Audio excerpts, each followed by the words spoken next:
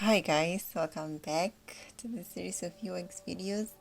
In today's video, we will carry on with three more tools that are used to define the information architecture. So, navigation looks at how things are placed on a page. How do we go from point A to point B to point C? Where should information be placed? How should it be grouped, etc., etc. And good navigation should take place because we want users to be able to do what we want them to do.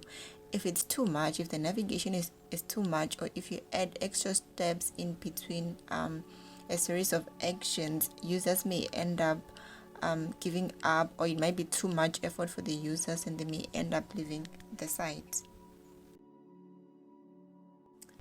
Navigation was the first tool that we're going to look at in this video, and the next one is card sorting. And card sorting is basically how users think information should be grouped, and how they think information that they need on our screen should be grouped essentially. And it helps you remain user focused and understand your user's mental model.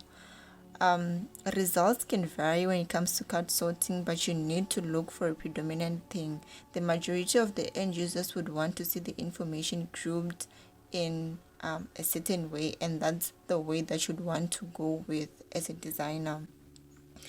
And card sorting can be moderated or non-moderated, and moderated means you sit with the end user and you ask them why they grouped things the way they've grouped them. So you try to get the underlying reasons as to why they would do something in a particular way, and once you're done, you decide on how you want to place things. Whereas with non-moderated, you don't sit with the end user at all. The end user does whatever they're doing. They sort the items or whatever on their own, and then they give you the results. You don't get involved in any way. You don't talk to the end user in any way. Card sorting is made up of closed card sorting, open card sorting, and hybrid card sorting, and we'll look at each one of these in the next series of slides. Closed card sorting is basically when users are given a set of predefined categories and they are asked to place items under those categories that have been provided to them.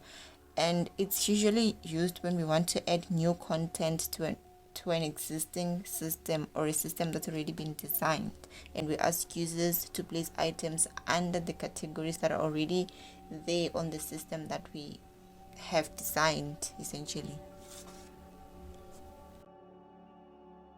Contrary to closed card sorting, open card sorting, on the other hand, it's used when we are designing a system from scratch, because we don't know, we basically want to see how our users group things so we can design our system in that way.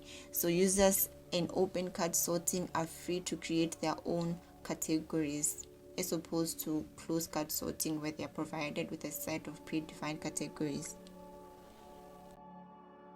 Hybrid, on the other hand, like you would have imagined, is when users are given a set of predefined categories and they are also free to create their own categories. So it's basically a combination of closed card sorting and open card sorting. So let's just look at an example of card sorting and we'll talk through each one of the card sorting components. So here are a set of items, and like we said, with closed card sorting, users are provided with a set of predefined categories. So in an item, if users are provided with items like this, the designers would also give them a set of categories. So maybe they'd give them a color category and living things category, for example, and then users would go there and place things that they think fall under the color green category, and then things that fall under the living things category. So they are provided with a set of categories. When it comes to open card sorting, they're just provided with a whole bunch of items like that, and then they are told to group them however they want.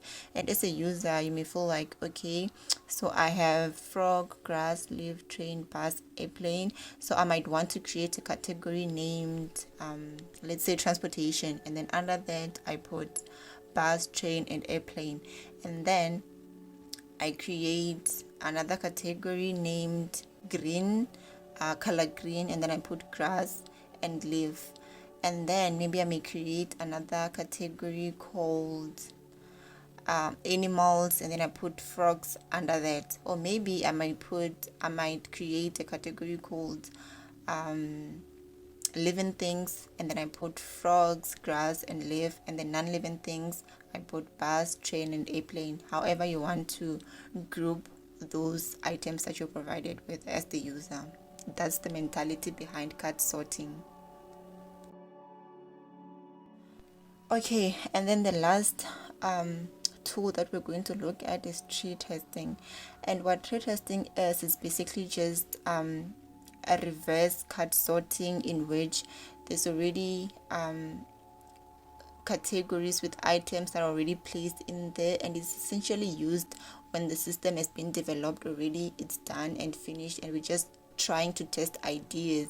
So we ask our users to complete a certain task. For example, we might call in a few users and ask them to find, maybe let's say, a black laced dress, and then they would go to the computer or however you're doing the tree testing thing, and then they try to find the dress that you want them to find. And this can also be moderated or non-moderated depending on how you want to do it as the designer. It basically just depends on you as the designer, but at the end of the day, you're trying to test ideas by asking users to complete a certain task, and you want to see whether they understand what has been designed or not, if they feel as though something can be changed or improved.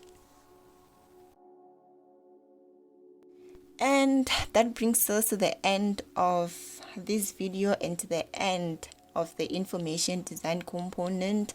I hope you guys found these videos very useful. Please don't forget to comment, share, like, and subscribe. And I will see you guys in our next video, where we talk about interaction design.